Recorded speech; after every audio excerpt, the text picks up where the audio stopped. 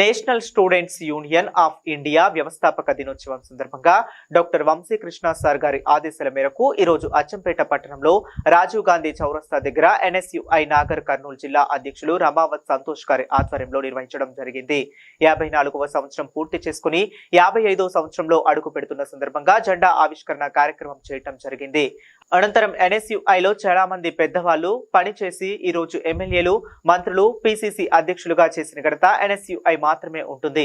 విద్యార్థుల పక్షాన ఉంటూ ఎప్పటికప్పుడు విద్యార్థులకు తోడు ఉండేది ఎన్ఎస్యుఐ విద్యార్థి సంఘం అని మాట్లాడటం జరిగింది. ఈ కార్యక్రమానికి ముఖ్య అతిథులుగా మాజీ ఎంపీపీ రామనాథం గారు, రాష్ట్ర యువజన కాంగ్రెస్ లీడర్స్ చైర్మన్ చత్రు నాయక్ గారు, బీసీ సంఘం ఉమ్మడి మహబూబ్ నగర్ జిల్లా అధ్యక్షులు కాసన్న యాదవ్ గారు, అచ్చంపేట టౌన్ కాంగ్రెస్ పార్టీ అధ్యక్షులు రఘురామ్ గారు, ఐఎన్టీసీయూ తాలూకా అధ్యక్షులు మైబెల్లి గారు, యువజన కాంగ్రెస్ జిల్లా ప్రధాన కార్యదర్శులు అనిల్ గారు, దశరథం గారు, అచ్చంపేట మండల అధ్యక్షులు బలరాం గారు, మహేష్ యాదవ్ గారు, దేవుల గారు, వెంకట్ రామ్ నాయక్ గారు, జగదీశ్వర్ రాల్ తదితరులు పాల్గొన్నారు.